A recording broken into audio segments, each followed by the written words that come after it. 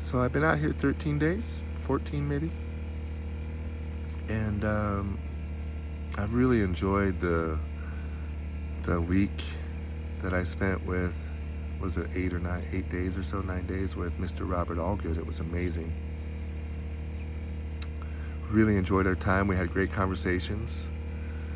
Uh, what I really liked about, what I really like, there's no past tense, but what I really like about Robert is his ability to stay calm in the mix of disagreement, within the pressure of conversation of politics, religion, current events, fake news. You know, these conversations that we were having are, excuse me, you know, they're beyond the weather. It's great. I really like it. You know, he's interesting to talk to. We had one disagreement. We just couldn't see eye to eye on this deal. It was just hilarious, but it wasn't funny at the time. So I said, you know what, Robert? I'm just gonna maybe we just need to step away for a little bit, and take some time. It's just a conversation. We're all good, and he's Mr. All Good, So yeah, so I stepped out. He came out about, I don't know, 20, 30 minutes later, 20 minutes with his dogs, Gracie and Lily. And so from about 25 feet away, I said, "You still mad at me?" He goes, "Huh? What'd you say, feller?" I said, "You still mad at me?" He goes, "I was never mad at you." I said, "Good, man. In my experience, people get mad at me for standing strong in my positions. I'm stubborn. I paid really close attention to my life, how I was feeling, to the events around them. I think starting at age 10, when I cut my right index finger off, I was so devastated. I was pissed. I was angry. I was like, fuck you, God. Why the fuck would you do this to me? I'm on the all-star football, baseball, basketball teams. Although football didn't really have any all-star teams, but we went to the I was a baller.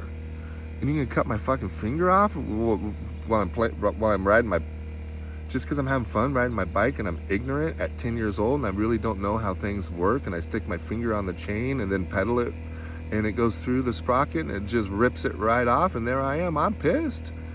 I became an atheist on this day.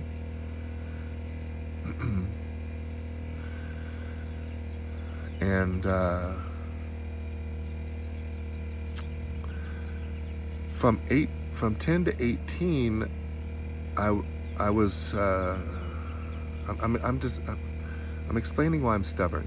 So from 10 to 18, I was not really aware of the fact that I was taking on the definition of God from others.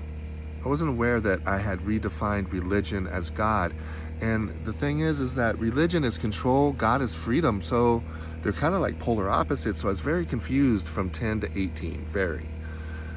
Went to University of Portland up in Oregon. Can't remember his name, but my philosophy teacher was amazing. And I can't remember my theology teacher's name either, and he or she was also amazing. I was on a full ride basketball scholarship, so my focus was primarily on basketball, but for the first time in my life, I was academically challenged. And University of Portland is a fantastic school. I'm not trying to pub the school or nothing, but it's not my thing, pub and things, but it is a fantastic school. I had a great experience there. So through my philosophy and theology classes, I realized that I had been approaching these things without my own unique thought connecting to it. So from 18 to 36, I was now, because I was an atheist, I used to get mad when people bring up the word God. It was crazy.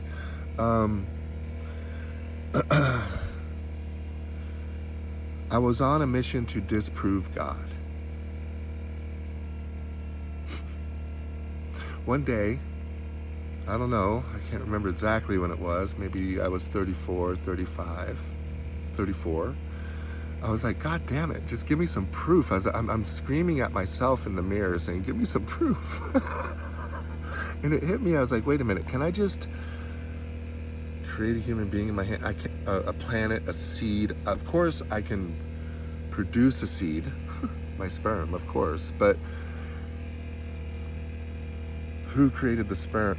Can I create the sperm that creates me? I mean, you know, I don't know, man. It was just this really wild thought process where suddenly me looking at me, it gave me the proof I needed.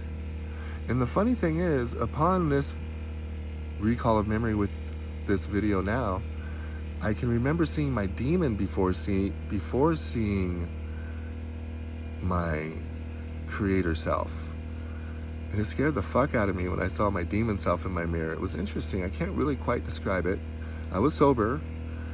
The internal feeling inside was I was really angry and really hurt, really sad. I don't know if y'all noticed, but I'm highly emotional in terms of receiving emotion, expressing emotion. I'm not going to lay down and cry and kick my legs emotional. But so but I'm just in tune with my emotions. So then so the journey of disproving God is highly involved. So getting to where I believe I'm stubborn. I trust my 18 years of conscious aware, because at 36 something magical happened. I trust my consciousness, my awareness, my internal, I trust me. You know, from 18 to 36 was my journey to master the emotion of love, honesty, truth, acceptance, forgiveness, encouragement, acknowledgement, togetherness, touching, you know, love. It's the opposite of hate. And so, I don't know if you knew that. So if you think that love is undefinable, but you think you know hate, well, if you think you know hate, then just use all the opposite words of hate. Now you think you know love. And if you think you know love, go after it and become the expression of it every single day. Be true to being honest and sharing your feelings with people, regardless of what you or what at the time what I may think. I can't take the choice away from them whether it's going to hurt them or not. They have to. My honesty is the highest form of love that I can share with you, without touching you. It's my highest form of love. Sharing my true, honest feelings with you. I'm not talking about opinion feelings. I'm talking about. I'm not talking about sharing your true, honest opinion. That can be stupid. Super stupid. So to confuse me sharing my true, honest feelings, which are not right, wrong, good, or bad, versus my opinions, which are filled with judgments. I'm not talking about opinions. Let's get that clear. Don't get anything twisted here. I'm talking about true, honest feelings and sharing them with another. Be true to that. In the beginning, you're going to suck at it because, unfortunately, our true, honest feelings for so long can only be expressed through anger. And it taints honesty, and people think that honesty is bad. Lying is the thing that is hurtful, hateful, lying, not honesty. Truth hurts is a bunch of bullshit. Well, it rings a few bells sometimes, and that vibration of truth can cause some cattywampousness until you accept the fact that it's true. and that there's some things that we can do to improve ourselves. We're overly concerned with how people are transmitting their expressions, which causes an under concern with how we receive these expressions from others. The reason why this is important is because we can't control what other people do, say, think, or how they relate to things. We can't control those things. We can't even control is another whole other topic, but the idea of control can really only be within oneself. What we do, what we say, how we relate to things. Because we're overly focused on how other people are delivering it to fit into our little tiny boxes, it's creating a lot of agitation.